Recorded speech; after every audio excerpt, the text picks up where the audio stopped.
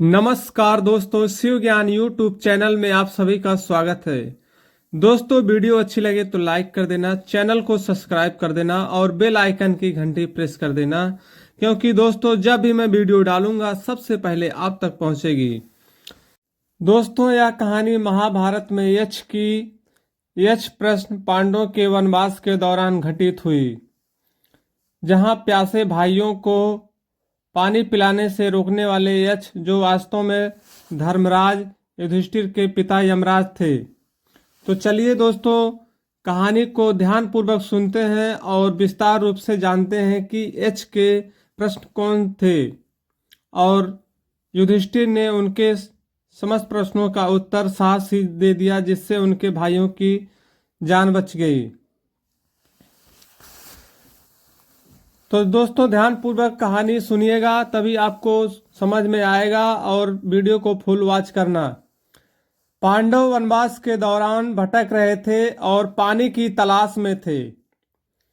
सहदेव एक तालाब पर पानी पीने गए, लेकिन तालाब के रक्षक यक्ष ने उन्हें रोका और कहा कि पहले उसके प्रश्नों का उत्तर दें। सहदेव ने यक्ष की बात अनसुनी करके पानी पी लिया और मर गए। इसके बाद नकुल, भीम और अर्जुन भी पानी पीने गए और यक्ष के प्रश्नों का उत्तर न देने के कारण मृत्यु को प्राप्त हो गए। युधिष्ठिर जब अपने भाइयों को मृत्यु देखा तो वे तालाब पर आए और यक्ष से कहा कि हे प्रश्नों के उत्तर देने वाले, आप मेरे प्रश्नों का उत्तर दें।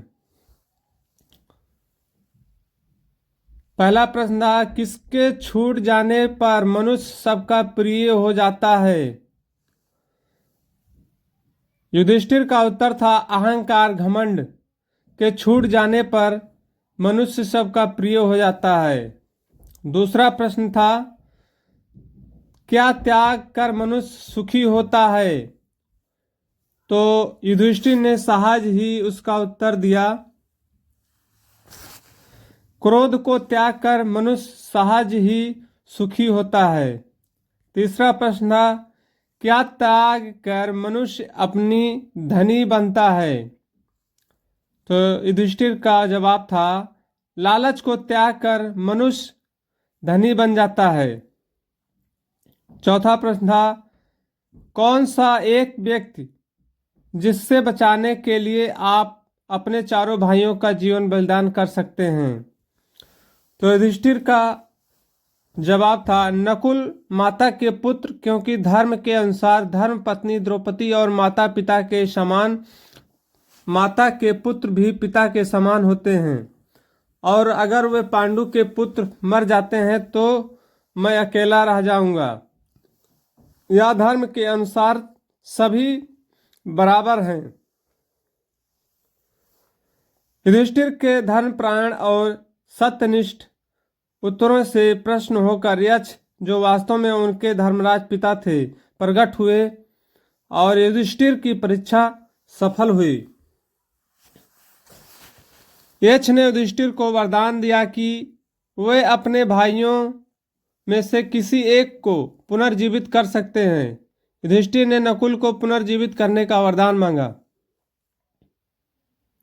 यह दर्शाने के लिए कि वे सभी पुत्रों को बराबर मानते हैं, क्योंकि वे अपनी माता के पुत्र थे जबकि बाकी सौतेले थे, फिर भी धर्म के लिए सभी समान थे। इससे यक्ष और प्रसन्न हुए और सभी भाइयों को पुनर्जीवित कर दिया और युधिष्ठिर को अमृत का वरदान प्रदान किया, जैसा कि बताया गया है महाभारत में। यक्ष कौन थे? यक्ष प्रकृति के रक्षक, वन के स्वामी, कुबेर के गण माने जाते थे। वे जो पृथ्वी और गुप्त खजानों के रक्षक होते थे। वे शक्तिशाली और मायावी प्राणी होते थे, जो कभी कभी प्रतीक्षा लेने वाले देवता के रूप में प्रकट होते थे।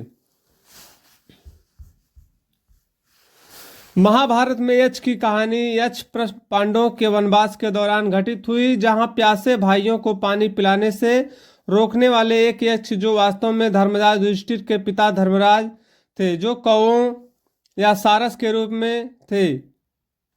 प्रश्नों का उत्तर युधिष्ठिर ने अपनी बुद्धि और धर्मनिष्ठा से दिया, जिससे यक्ष प्रश्न होकर भीम, अर्जुन, नकुल और सहदेव को पुनर्जीवित करते हैं और युधिष्ठिर को अमृत का वरदान देते हैं। यह कहानी ज्ञान, धर्म और सही निर्णय लेने के महत्व को दर्शाती है।